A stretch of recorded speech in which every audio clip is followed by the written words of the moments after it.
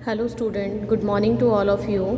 आपका एक chapter start किया हुआ था जॉब पोस्टिंग वाला, जिसमें एक और टॉपिक आपका रहता है बैच पोस्टिंग। बैच पोस्टिंग क्या है? जॉब पोस्टिंग का एक एक्सटेंशन है। इसे फैक्ट्री जॉब पोस्टिंग कभी कहा जाता है। ये मेथड वहाँ अप्लाई होता है जहाँ पर लॉट्स में, ग्रुप में जो है काम किया जाता है। एक बैच मतलब आप एक लॉट्स की बात कर रहे हो कि आपने बहुत सारे कस्टमर से जो है ऑर्डर ले लिया और उन ऑर्डर को मैच कर लिया और एक मशीन पे एक ही बार उसकी सेटिंग कर ली। यानी कि एक ही बार सेटिंग करने के बाद जब वो आपका लॉट्स में काम तैयार हो जाता है तो उसे बैच पोस्टिंग कहा जाता है। कहता है ये किसी एक सिंगल प्रोडक्ट से रिलेटेड नहीं है, but it is related with some specific quantity of similar product at the same time. Each batch is, हर एक बैच को एक नंबर, एक कोड दे दिया जाता है उसकी आइडेंटिफिकेशन के लिए। Batch as a unit of cost and is separately costed. The cost per unit is obtained. Batch costing में कोस्ट पर यूनिट ऑब्टेन करने के लिए कोस्ट को नंबर ऑफ यूनिट से डिवाइड कर दिया जाता है तो पर यूनिट निकल आती है। मोस्टली ये जो मेथड है वो रेडीमेड गारमेंट्स में, मेडिसिन्स में, ड्रग्स में, शूज़ में, nuts and bolts, spare parts, TV watches में यूज़ किया जाता है। देखो, जॉब कोस्टिंग मैंने कहा था अकॉर्डिंग टू कस्टमर रिक्वायरमेंट तैयार किया था, not for stock. But batch costing में आप स्टॉक के फॉर्म में उसको रेडी कर सकते हो। अब 8th इलस्ट्रेशन में देखिए कि डायरेक्ट मटेरियल है 20,000 का, लेबर है डिपार्टमेंट ए में 600, लेबर आर 10 पर आर के हिसाब से 6,000 टू 1,415 के हिसाब से हो जाएगी।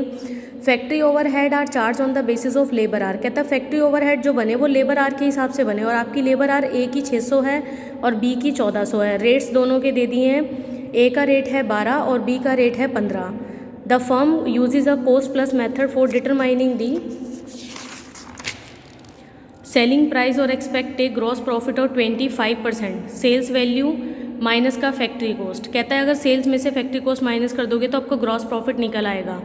Administration overhead are absorbed 10% of selling price. Question में सेलिंग प्राइस इन दे रखा, मान के चलना है कि 500 यूनिट प्रोड्यूस्ड हुई। अब यहाँ पर देखो, direct material, direct labour, prime cost आ गई, ओवरहेड आ गए, फैक्ट्री कॉस्ट आ गई। फैक्ट्री कॉस्ट के बाद जो 5% 25% है वो सेलिंग प्राइस का था, लेकिन क्वेश्चन में सेल प्राइस तो है ही नहीं। अब आप क्या करोगे, 100 आपका सेल वैल्यू आपने मान लिया, ठीक है, और फैक्ट्री कॉस्ट 75 है तो उसके हिसाब से आप निकालोगे।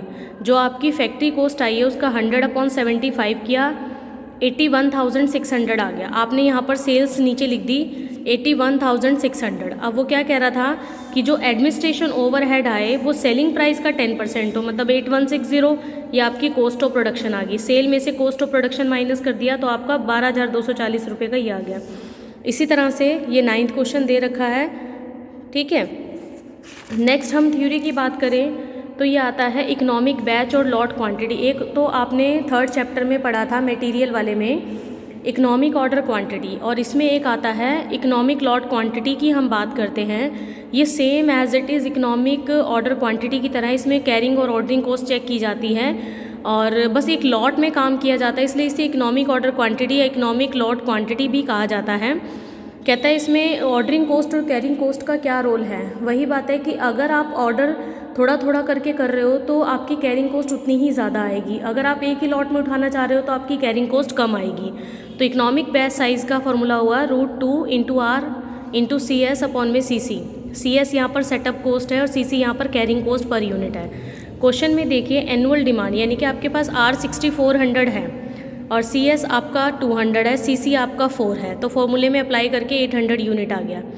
नेक्स्ट आपका इलस्ट्रेशन 12 में X limited is committed to supply 24,000 bearing पर annum to Y limited on a study basis. यहाँ पर R आपका दे रखा है 24,000, 10 पैसे CC दे रखा है आपका, मैन्युफैक्चरिंग यानी कि CS दे रखा है आपका। तो ये सॉल्व करके आपका 6,000 यूनिट यहाँ पर आ जाता है।